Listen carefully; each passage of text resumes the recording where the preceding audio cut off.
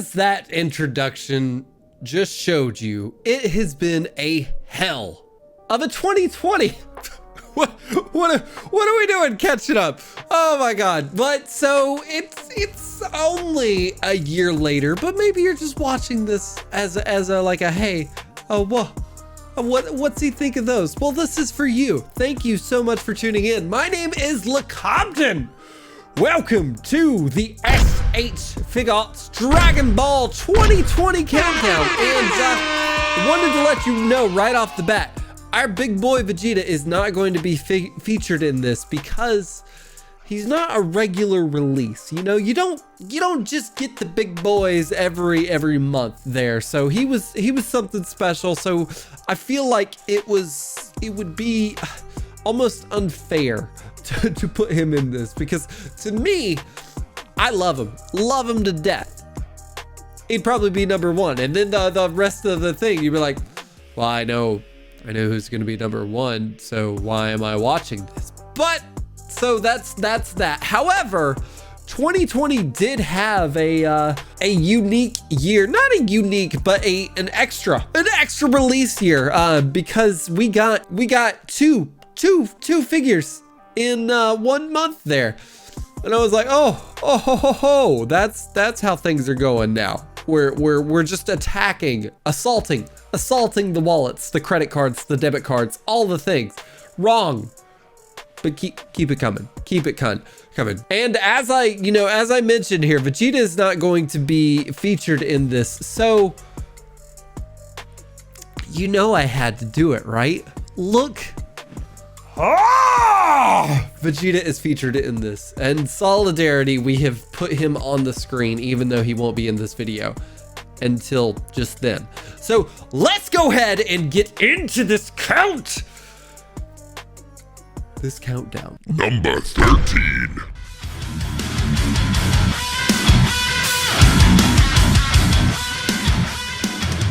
And here we are with number 13. You knew it was coming. I'm pretty sure if anyone would have done a countdown, she would have been at the bottom every single time. Unless you loved her, then good for you. You know, me on the other hand, I had just weirded out that I had to buy this figure, honestly. So yeah, good figure. Like, she's fun. Hate this cape. So yeah, that's not my favorite cape there. Not a fan of kid figures in general. Usually they have limited articulation when it comes to their arms, and there's a little stunted.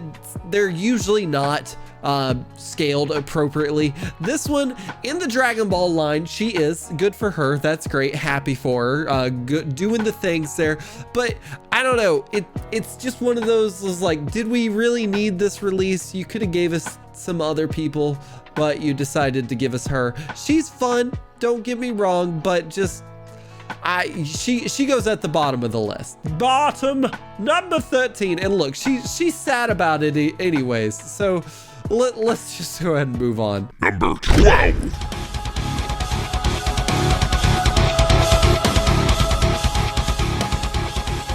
And number 12, we have got Zami Zamasu, and I think this is a clear contender of why he is so low on the list. And I would say, one, because it's a P Bandai exclusive, which sucks. Like, sure, make them, I don't know, it's just gating figures to a certain time limit doesn't make sense to me, but I'm not the guy making the money, so whatever. And with that P Bandai that little blurb there about the P Bandai, if it's gonna be like an exclusive figure, make it worth an exclusive figure. Put an effect. That's all you gotta do. Just recolor the Goku black hand sword, the Keyblade. What are you doing? Not you, Sora. What are you doing?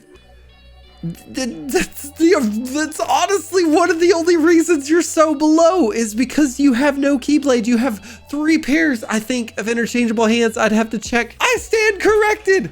2 pairs of interchangeable hands. What in the world? $60, $50 to $60 for this boy, and you got 2 pairs of interchangeable hands, three interchangeable face heads. The heads are okay, but the faces, not so much. So this definitely gives you the reason for being number 12, Zammy. Number 11.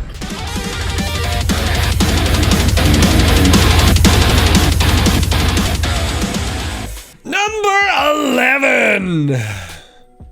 Kaioken Goku. I don't know what to say other than the gloss over time has gotten to me. I used to like it. I think I still do, but it's something about, it's just almost too glossy. Just dial it down a little bit. The accessories were pretty good. The faceplates, minimal. Just the standard Goku affair, both faceplates and accessories. So it makes it like a good figure, but kind of lower down on the list. Number 10.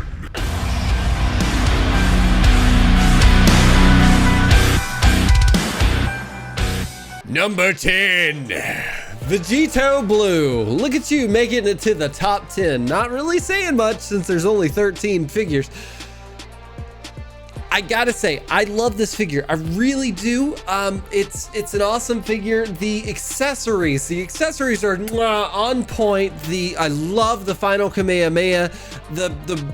Once I start to get into the gripes though, it's that spirit, that Keyblade sword thing that he has, way too big. I got what they were doing. Yeah, it's cool to make it bigger, more powerful or whatever, but it loses all functionality. It loses all sense of making it work because his arm does or turned it sideways and it still does and it falls down. Some of the faceplates, it's not all of them, but some of them. This one, prime example of a great Vegito faceplate. That neutral faceplate, something about it does just not look like Vegito to me. So that's kind of where it brings it down to number 10 for me. Number 9.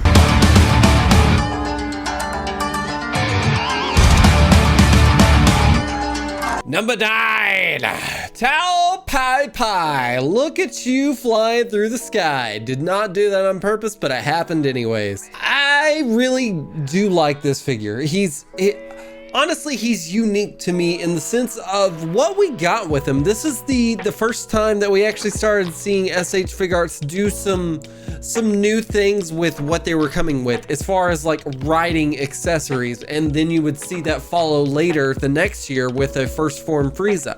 So it's a good introduction. I like the ingenuity when it came to his feet right there. So like you got two different forms of feet there. You can have him standing like just the normal standing, or you can have him surfing USA over here on this nice little column. Yes, it does look like a boiled hot dog. I cannot argue with that fact there, but his accessories, the fact that he comes with a flying stand and then all of that, love the addition of the floating little dress cape there thing. Love the way they did that. And then you can have a normal one too. So I think it does deserve the number 9 spot in the 2020 countdown. Number 8.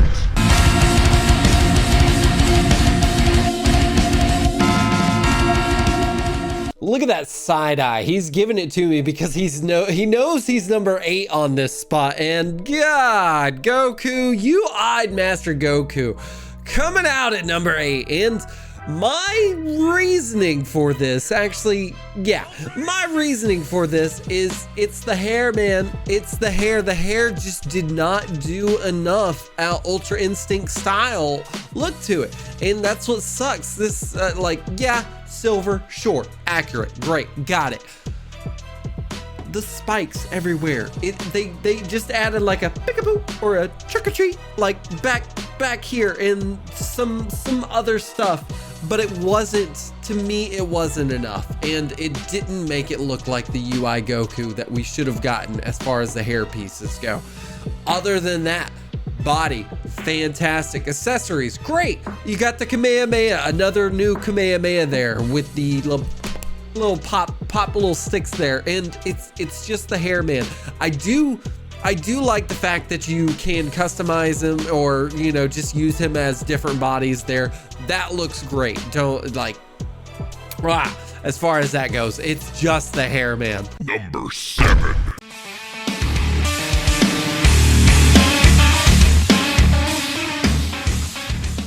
You know the lady loved me because I am so studly. Jackie Chun coming in at number 7 on this countdown, and it's gotta be just the fact that this dude is so fun to mess around with. I love the accessories that he came with. He came with a good amount. The rolled up arm sleeves are a really good addition. Did not really expect that. And then of course, this face right here. Yes, he does have the granny hair from Looney Tunes, but we can't fault him for that because it is true to form. The rest of it, like, he's got the intense faces, he's got the ridiculous faces, and then if you want to, you can double him up and put a Roshi head on there and make him have an accurate body for sealing Demon Piccolo or Demon King Piccolo there. So I think it's a good addition to the line. Number 6.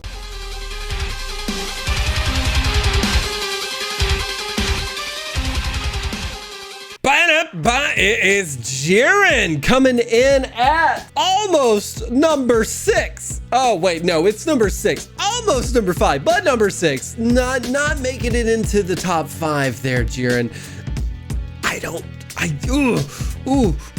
Loved his accessories, loved the sculpting there. A little different on the hands. I'm a little indifferent on the hands just because of like the gloves made it really hard to, not hard, but the hands came out immediately, like all the time. And I would say what it is, I'm terrified. I'm quite terrified to take out his arms and put him in his crossy arms. I didn't have a problem, but I know of the giant QC issues as far as the arm peg breaking, and it's gonna be that what brings it down to number 6 for me. And 6 out of 13, not bad, Jiren. I just feel like there were better contenders, but overall, a pretty awesome figure. Number 5.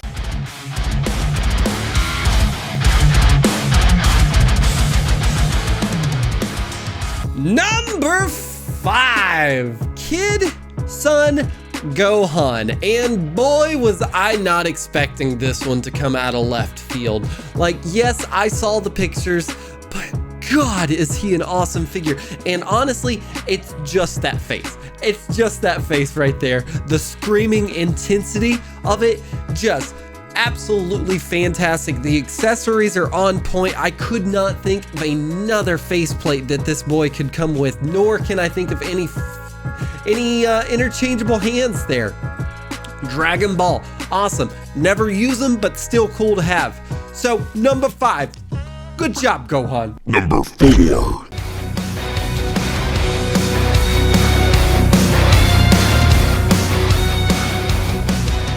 Number 4, the red magma of the Ginyu Force, Jace!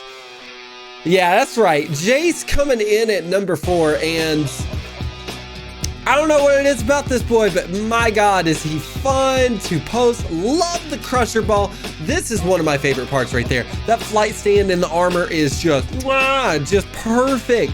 Makes it so much more just playable, because I will admit, the hair is heavy and it makes him hard to stand there. But if you get the flight stand and you're gonna do the Crusher Ball, then it works out. Face plates are great.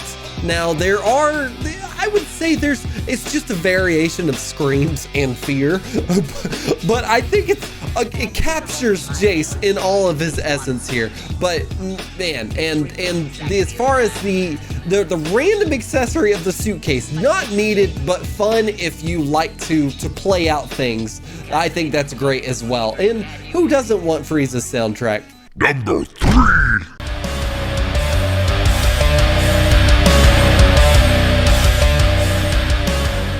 And look who it is, Piccolo, gracing the top 3 of the S.H. Figuarts of 2020. And God, I got to tell you, this dude it's about damn time. That's all I gotta say.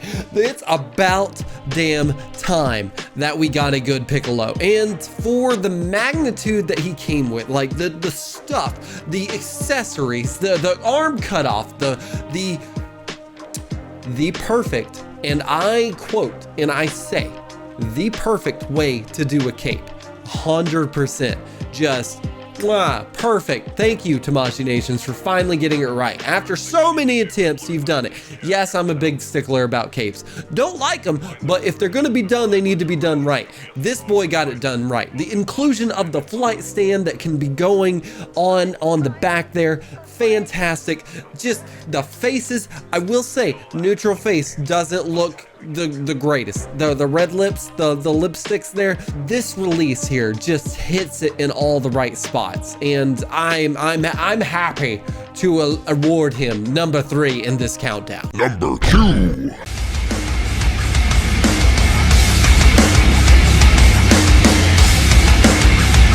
Number 2, Final Battle Jiren gets that spot, and my God, it's clear. Look at the screen, you see why it is clear. And honestly, I was having some qualms putting Jiren down below. I honestly was, but I think it brings it back up here because we got 2 Jirens in 1 year, and this is the ultimate Jiren. This is when he actually had emotion. This is when he actually was angry. This is when he actually showed emotion on his face. Like that extended, almost dislocated jaw is fantastic. Captures the character every way. Accessories, pretty good. Love the fireball, but it's just the size of the boy and the shading is what gets it for me, man. And Tamashii Nations finally did what I've been asking for them to do forever. They gave us a pain face. Like he's in pain. That face. Yeah. That's what I want from every one of the characters. Stop giving me a generic like sort of thing. Give me a pain face. That's what I want, and I'm so glad they included it with this release. Number 1.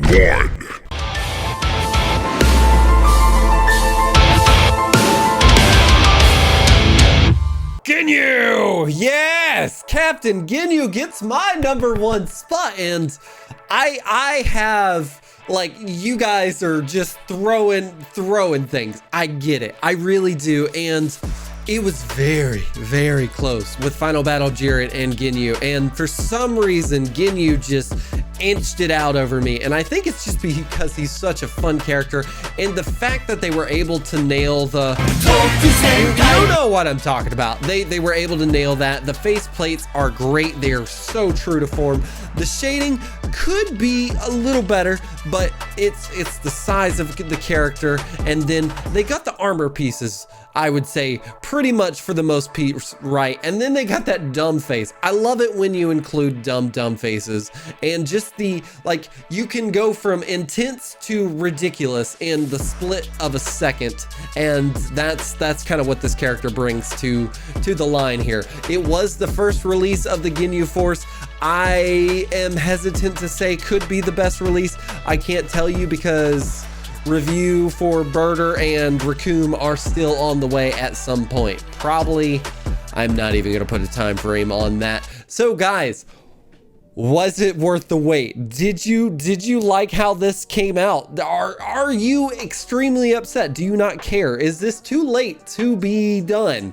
Let me know in the comments below. I would love to hear your opinions. And yes, speaking of opinions, this is an opinion piece, as in my opinion.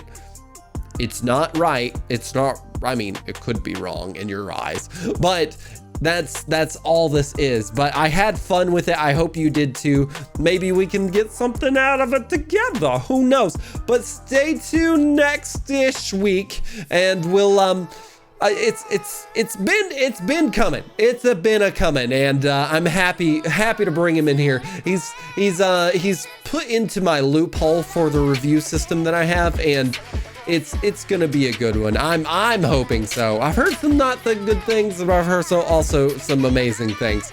So stay tuned. But guys, thank you so much for hanging out, watching, doing all the things. As always, I appreciate the hell out of you.